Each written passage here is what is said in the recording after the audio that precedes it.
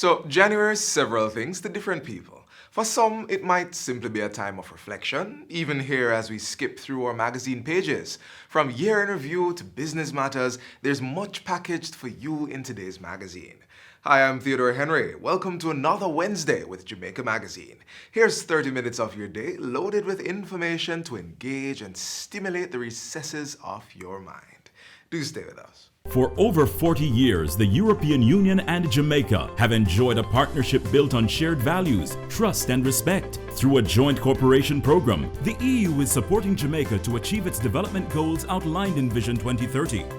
Key areas of support include justice, financial reform, poverty reduction, health, human rights and democracy, environmental protection and agriculture, Jamaica and the European Union, promoting sustainable development and creating opportunities for all Jamaicans.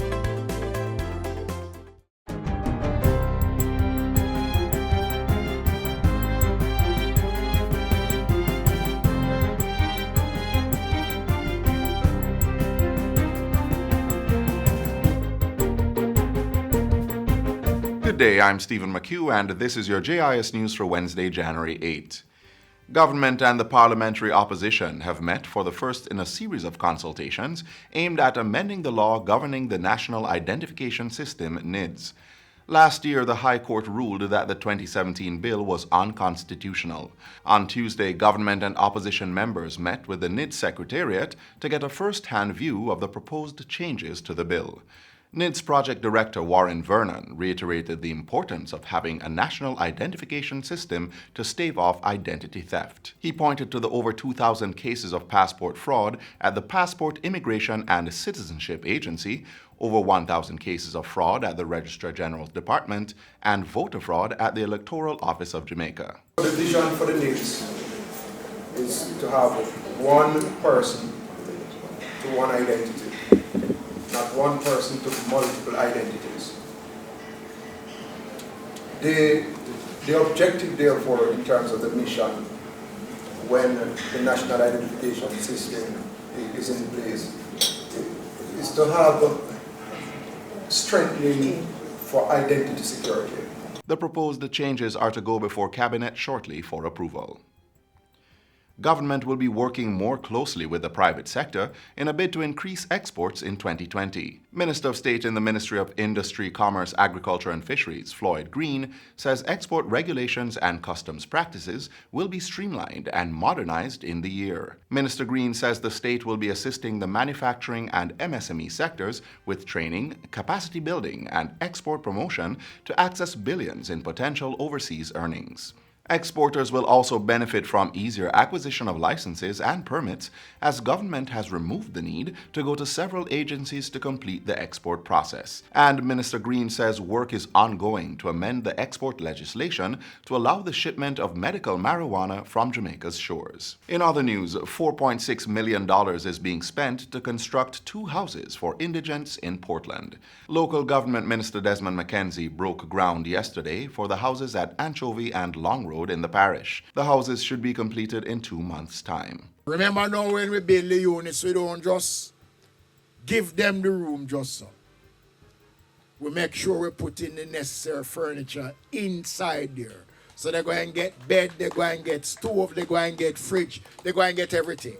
In the meantime, Minister McKenzie says construction is to begin on 4 additional indigent houses, 2 each in Westmoreland and St. Elizabeth, by March 31. When these are completed, they will bring the number to 33 houses erected for the vulnerable since 2017. Still on local government, the National Solid Waste Management Authority, NSWMA, has publicly recognized 2 of its staff members for exceptional service. The staff members, Supervisor Dennis Williams and sanitation worker Earlston Ellis, were presented with certificates of commendation during the company's Directors-Managers meeting yesterday in Kingston. Executive Director of the NSWMA, Audley Gordon, explained that during the Christmas holidays, a team of workers who had been dispatched in the Meadowbrick area in St. Andrew went to a premises to collect garbage, and a dispute developed between a worker and a resident. Mr. Ellis, who was present, quickly called the supervisor, who rushed to the scene and ordered the worker to apologize to the resident and also to clean her bin, which he observed was not properly cleared. Following the incident, the resident wrote a letter to the NSWMA requesting that Mr. Williams be commended. The action that was taken to call the supervisor is not only courageous, but extremely decent. And we want to highlight that. That the supervisor would have seen it necessary to move with dispatch to the situation and to remedy the situation there shows the kind of maturity that we want from our supervisors, that we want from our managers, that we want from our directors.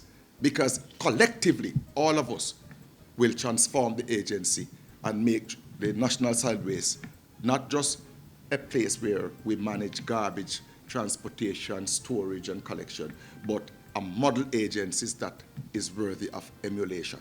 Mr. Gordon said the company's action to reward the men must not be construed as a recognition for doing their job, but rather for doing their job in a way that surpassed expectations. And finally, the Office of Utilities Regulation, OUR, is inviting Jamaicans at home and in the diaspora to design its new logo. The current logo has been in use since 1997. Entries can be submitted in two categories: persons 16 years old and over, and registered secondary and tertiary level students ages 16 to 24 years old. Over $500,000 will be awarded to the top 3 places. Information on the logo competition, which closes on January 31, can be accessed by visiting our.org.jm.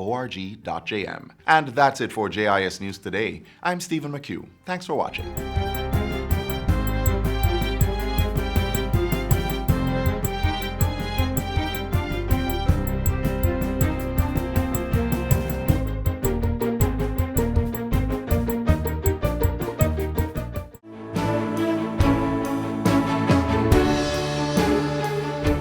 Here's one of the good things about this time of the year. We get the chance, through the lens of Jamaica Magazine, to see all that our government has done for us in the past year. Today it's the Ministry of Finance and the Public Service, and judging from last year, 2020 will undoubtedly be marked by prosperity for all in a new Jamaica. See for yourself.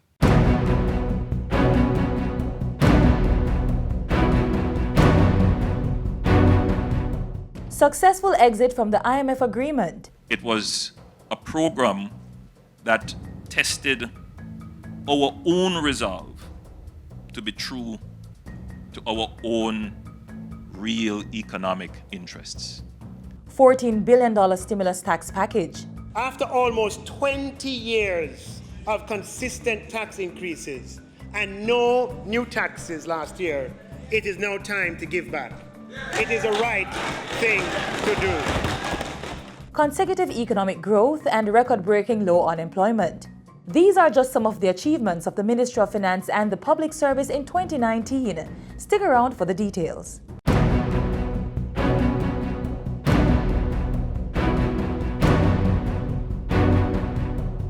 A major achievement for the Ministry of Finance in 2019 was Jamaica's successful exit in November from the International Monetary Fund IMF Precautionary Standby Agreement. Through the implementation of strict fiscal policies, the country passed all 6 reviews without pulling down any funds from the $1.63 billion made available. We have worked with transparency. We have worked diligently to ensure that we meet all the targets that we have set for ourselves.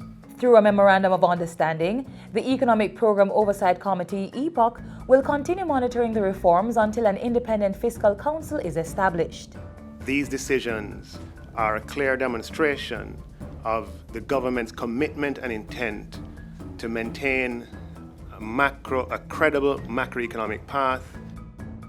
Among the achievements, reducing the rate of debt to gross domestic product, maintaining consecutive quarters of economic growth and low inflation, as well as consumer and business confidence.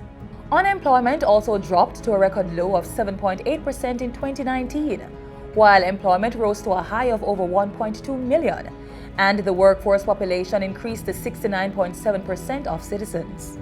And we owe it to the Jamaican people to preserve these gains, to build on these gains, even as we work towards addressing other challenges.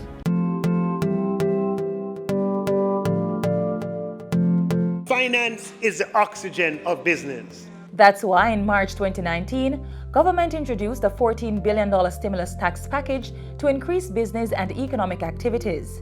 This saw small businesses benefiting from an increase in the annual GCT threshold to $10 million.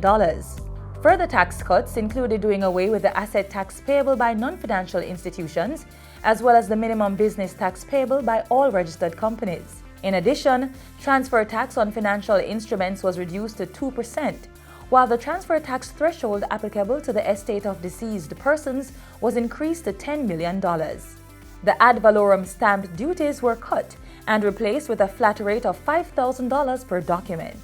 This will allow for greater mobility of assets, which is consistent with our drive for economic growth. After this massive $14 billion giveback and a budget of $803 billion, the government looked to revenues, grants, and existing taxes to finance the operation of the country. By July, the government had pulled in $202 billion in revenues and grants for the April to July 2019-2020 fiscal period. $50 billion were later added to the budget in the first supplementary estimates. To further stimulate growth among micro, small, and medium-sized enterprises (MSMEs), $1.8 billion was made available for loans. Funds were dispersed through the Ministries of Economic Growth and Finance. As the government put these measures in place, it also tabled the Microcredit Act 2019 to regulate the sector. The Microcredit Act, Mr. Speaker, seeks to bring regulation to that sector to ensure that Jamaicans are not subject to predatory lending practices. Following this, the Income Tax Amendment Act 2019 was approved by the Senate in June, making allowance for the purchase and renovation of industrial buildings for trade. In 2019, Jamaica's credit ratings reached an all-time high. Fitch Ratings Agency upgraded Jamaica's long-term foreign currency and local currency issuer default rating to B+ from B. The agency also upgraded the country ceiling to BB- from B and revised the outlook to stable from positive. A similar rating was given by Standard & Poor's. The Bank of Jamaica (BOJ) made adjustments to its operations, including changing of the guard. Richard Biles succeeded Brian Winter in August. Fiscal changes included lowering the central bank's policy interest rate on deposit-taking institutions' overnight placements to 0.5%, reducing cash reserve requirement to 9%, releasing $16.8 billion to deposit-taking institutions. The BOJ also guided the signing of the Foreign Exchange Global Code by key financial market stakeholders. It provides a common set of guidelines for all authorized foreign exchange trading entities and promotes the integrity, transparency, and effective functioning of the foreign exchange market. When the US dollar gained on the local currency in November, this prompted the BOJ to sell $90 million to authorized dealers and cambios to increase supply and bring normalcy to the foreign exchange market. At the end of the year, the central bank's net international reserves stood at over $3 billion.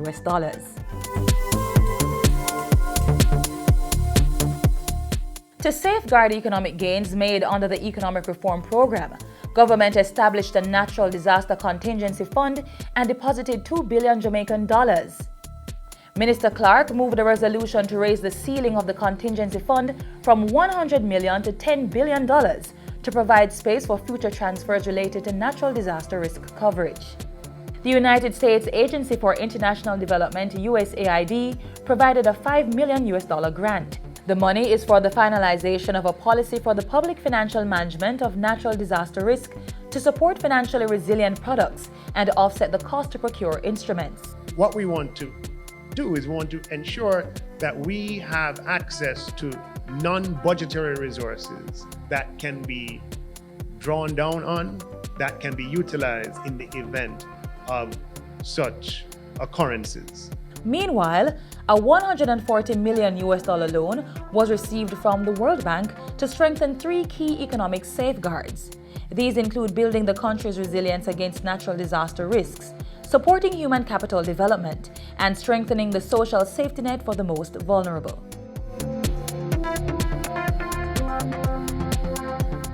We have to democratize capital, and it only responds to ideas. Minister Clark's statement put into action $200 million through the Development Bank of Jamaica to finance business and entrepreneurial programs at tertiary institutions. Meanwhile, borrowers of the Students' Loan Bureau got a 2% reduction in interest rate, while individuals employed full-time to charitable organizations received a 10% cut on the loan balance. Government also allocated a $3 billion grant support to the SLB. The government is focused on increasing accessibility of tertiary education, as this is a promising means by which economic opportunity can be expanded. On the matter of pension reform, government is working to have the pension plan regulations in place in 2020. This follows approval by the Senate of the Pensions, Superannuation Funds and Retirement Schemes Investment Amendment Regulations 2019. Government also signed a contract for over $1.5 million to review and develop a proposal for a new public sector compensation structure. The implementation of shared corporate services under the Public Sector Transformation Program will begin January 2020, following the signing of a $5.45 million contract. The Ministry of Finance and the Public Service, making the growth process equitable and inclusive, increasing access to financing, and facilitating opportunities through public, private, bilateral, and multilateral partnerships.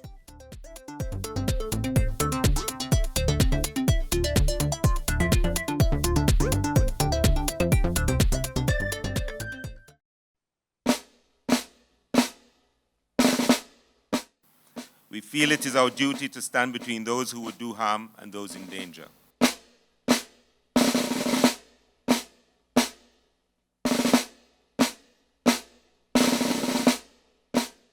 So while our ambitions are much greater than that which has been reported here, we continue to be motivated by the gains we have made so far. 2019 through the lens of national security inside Jamaica Magazine on this station. That's the Ministry of National Security's Year in Review on January 9, 2020. Economic investments drive entrepreneurial development. So with the country's economic gains to anchor them, here are some students striving for more economic development, you guessed it, through entrepreneurship.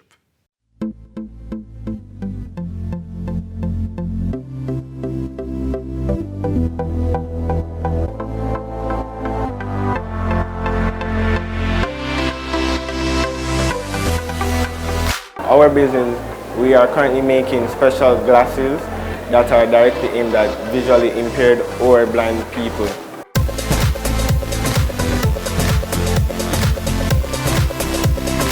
I am the treasurer of Humble Ground Planting Supplies, and these are my seeding trays. This is our first bag, the one we made for feedback at school, and the children loved it.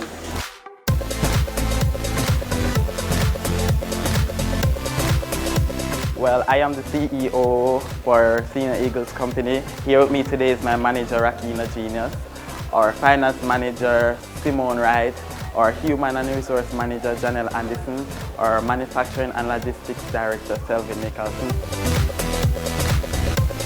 These grade 9 students at Jamaica College and Nain High School mean business. They're learning entrepreneurship by running real companies with real problems, real products, and real potential. They are part of the J-Seed program organized by Junior Achievement Jamaica and funded by USAID. At Nain High School in St. Elizabeth, students were using shoe boxes to protect their books and to give their school bags a more desirable shape. But there was a problem. They are not long-lasting. As soon as you put them in your bag, by the end of the day, it's either crushed. If the rain falls, it wets. The Senior Eagles Company spotted a business opportunity and developed the drop-it-in internal bag casing made from recycled 5-gallon plastic bottles. They do a better job at protecting valuables and shaping school bags than shoe boxes.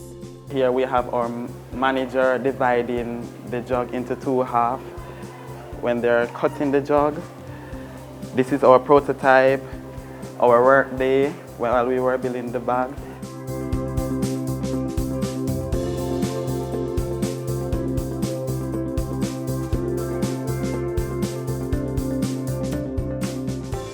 At Jamaica College, Vision is using modern technology to design glasses that warn the blind or visually impaired of obstacles in their path. When infrared sensors, they're going to bounce off an object, and when the light bounces off an object, it will then come back to the process, which will process it, and it will go to the vibrating motor, which will then indicate to the wearer that there's an object in front of you. Under J-Seed, 41 schools across Jamaica have added entrepreneurship to their grade 9 curriculum. Using the Junior Achievement Workbook as a guide, the students cover introduction to entrepreneurship, developing business ventures, conducting operations, and dissolving or expanding a business. This really put me in the whole matter of the student-centered approach, wherein that it's not a chalk and talk. It's really getting into the brains of these students. The boys love it. They like to actually communicate with each other. They like to express themselves. And of course, it helps them to be more involved in the learning process. At Nain High, the program is also student-centered and hands-on. They sit and decide on what they want to do. They then go out and seek their own materials. They get back into their teams and they work on their product by themselves. I go around and I supervise and share ideas with them, ask questions and get feedback from them as well. And based on the feedback, both the businesses and the students are growing. Some of them have become more confident. They're certainly more creative, and they're now gelling more with each other because they've had to work together to create their products. We noticed that students in our school, they were putting their uniforms in their bags when they changed for PE. So after PE, their uniforms would get crushed. To solve the problem, our Crafters Group, an award-winning recycling company, decided to produce waterproof gym bags from recycled plastic bags.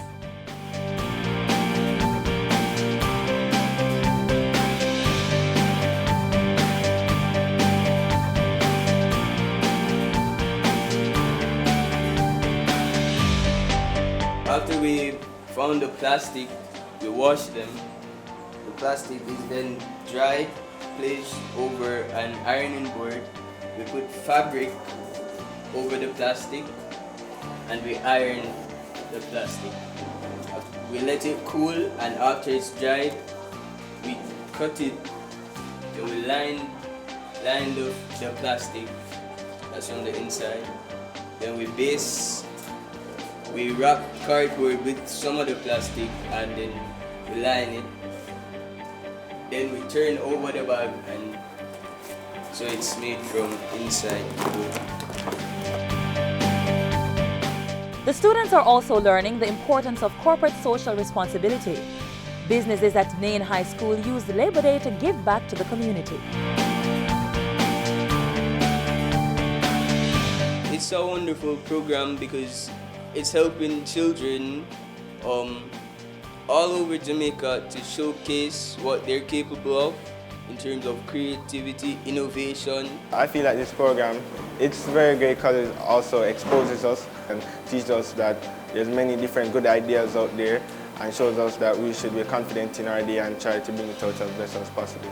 And there's even more exposure for these young entrepreneurs through competitions.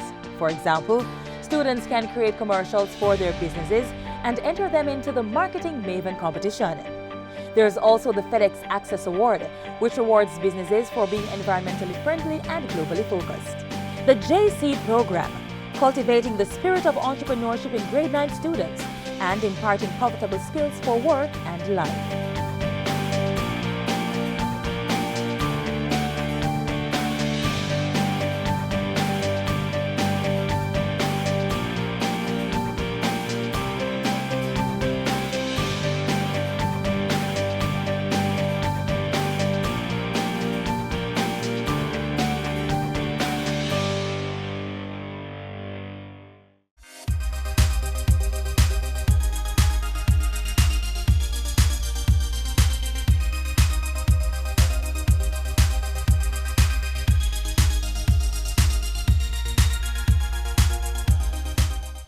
from finance to other matters of the house, such as defining a spouse and why that matters.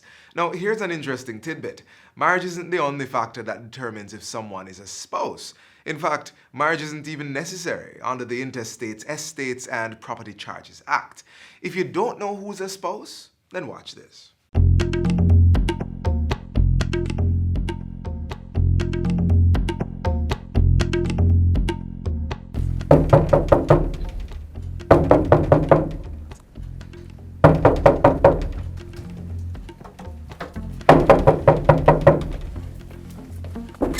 Anna, why you knocking down my door? What is it? Jackie, I don't know what to do.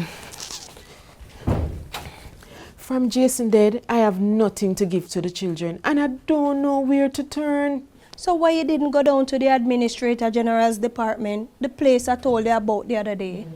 Lord Jackie, I know you try to help me, but remember say me and Jason never did marry, What do you mean by that, Anna? The law say if a single man and a single woman live together as husband and wife for 5 years and more immediately before death, then he or she is considered a spouse. Really? That mean me can't get something then? Cause boy, it rough, Yes, man, just go down there, tell them about the case, that Jason died leaving no will, house and children under 18 years. Go down there and see what them can do for you. A true you talking, Jackie. Where you say the place there again? Down a waterfront, man. 12 Ocean Boulevard. Go down there, talk to them and see if them can help you. Okay, I'm going down there right now.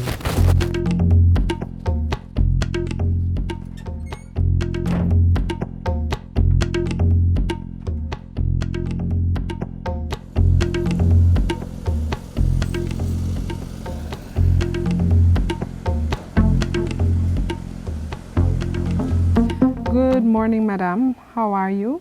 Good morning, miss. I hear that the Administrator General's department can help me. You see, my children, them father died, leaving me with the 2 pitney them, and I'm me alone I care for them. Did he leave a will? Will, ma'am. After Jason never ready for dead, I come from work and drop down dead. My friend tell me say under the law, I'm considered a spouse. By the way, who is a spouse? Under the Interstates, Estates and Property Charges Act, a spouse is a single man and woman living together as husband and wife for 5 years or more. By living together, the two persons should not have been separated at any time during the 5 years immediately before death. A surviving spouse includes a person who is legally married. That is, he or she went in front of a pastor and took the vow of marriage. If Anna meets the requirements, she can hire an attorney at law or go to the legal aid clinic to apply for an order from the court declaring that she's a spouse. Some of the questions the court will look at are: did Anna and Jason break up during the 5 years? Did Jason have any children born in the same year as Anna's children? The court will also want to know if Anna or Jason were married before and not divorced. Once the order has been granted, the spouse would be entitled to benefit from the estate of the deceased. For further information, you can visit the Administrator General's Department in Kingston, 3rd floor at the Office Center Building, 12 Ocean Boulevard, or call us at 922-183023. You can also visit our Western office at the 2nd floor of the National Housing Trust Building at 42B Union Street, Montego Bay, St. James. Telephone 630-4261. Our website is at www.agd.gov.jm. That's the Administrator General's Department, securing your legacy. Today's show only ends to create a path for the new one tomorrow, so be sure to stay tuned. If you missed anything from this episode, you can watch it again on our website or our YouTube channel. And while you're at it, keep up with the JIS team on our Facebook, Instagram, and Twitter pages. On behalf of the entire production team, I'm Theodore Henry. Do take care.